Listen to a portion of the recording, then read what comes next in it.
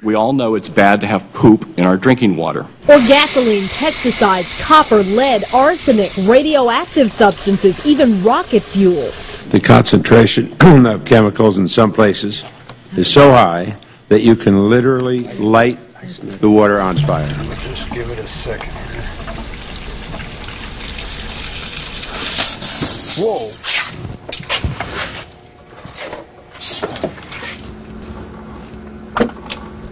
The Environmental Protection Agency tells Congress 96% of the problems are in small communities. Schools are a big concern. The Associated Press reports 1 in 5 with their own water supply have violated standards. Right now, we don't have any direct monitoring requirements at schools. Lawmakers say EPA's new plan must be more than just words on paper.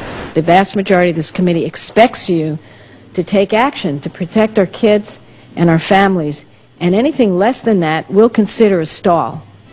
A local woman in the national spotlight telling her story about the water quality in her community. Today, the woman who lives in Boone County appeared on the Dr. Oz show, and as News Channel 3's Will Jones reports, she says her family and neighbors have suffered a lot of heartache as a result of the drinking water in Printer. It's an hour, I think. Surrounded by her neighbors. We're like the first 10 minutes there. All eyes were on Jennifer Hall Massey as she made her national television debut on the syndicated show Dr. Oz. Jennifer's with us today. Thank you for coming. You're welcome. Thank you for having us. The show focused on dirty drinking water in America. Jennifer shared her story about the problems with the drinking water in Printer, a community where many depend on well water. Their drinking water looks like this, and she says it's making people sick, including her children. Ryan had reflux, an extreme case when he was an infant. Clay had eczema really bad all over his face, his legs, his arms. Worst of all, Jennifer blames her brother's death on the drinking water. She says he developed a brain tumor, like several of her neighbors. And as she watched herself on television, tears flowed from her eyes. Hopefully it will save a life. Maybe someone can realize, before they lose their loved one, that they're, drinking toxic water. Me, as a parent, I feel more comfortable giving her bottled water. I drink Poland Spring, and that water is clean. It looks clean. It tastes clean, and it's like it's clean. Yeah, it's clean. Bottled water, we were told, is cleaner, safer, healthier. Another of nature's gifts you can use to do something healthy. We took 5 bottles of national brands of bottled water and a sample of tap water from this drinking fountain in the middle of New York City and sent them to microbiologist Aaron Margolin to test for the bacteria that can make you sick, like E. coli. What did he find? There was actually no difference between the New York City tap water and the bottled waters that we evaluated. The labels on the bottles do suggest they're special. Some show mountains or polar bears, but many of the names are wondrously misleading. You have to look at the fine print to find out that Everest water is not from Mount Everest, it's from here, Corpus Christi, Texas. Glacier clear water is not from a glacier, it sources tap water from Greenville, Tennessee. Couldn't find any glaciers around here.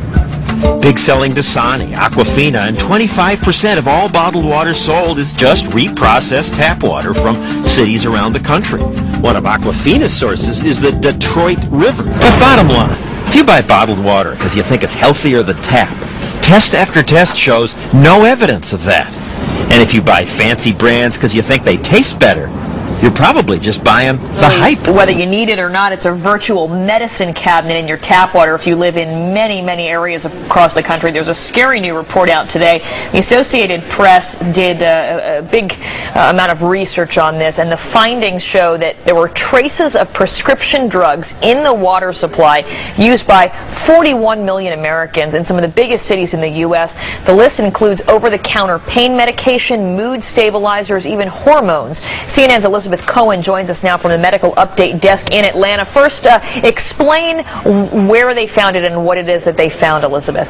Well, the Associated Press, Karen, they spent 5 months investigating this, and they looked at various municipal water supplies. Not all of them keep track of whether or not there are pharmaceuticals, but the ones that do, they all had traces of various medicines. And I'm going to give you a list. This will give you some idea of the kinds of things that they found. For example, in Atlanta, where I am right now, they found that the water contained traces of antibiotics, blood pressure drugs. In Cincinnati, cholesterol drugs. They found a trace of one of those, and estrogen that women sometimes take for medicinal reasons. And in New York City, they found a trace of a seizure drug and an anti-anxiety drug. Now, to give you sort of the big picture, how many drugs did they find in the drinking water? In Philadelphia, they found trace amounts of 56 different drugs. In New York City, they found traces of 16 drugs, and in northern New Jersey, 13 drugs. Now, the question that right now is on everyone's mind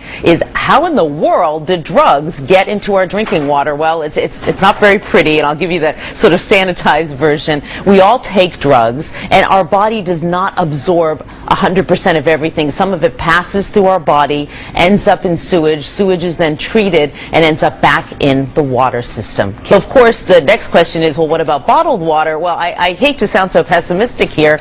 Bottled water often just is repackaged tap water, and that doesn't help us much at all either. Or even sometimes if it's spring water, it could still possibly contain these trace amounts. Humans basically have an impact everywhere, and those filters at home, they are not sensitive enough to get rid of the pharmaceuticals. Yeah, we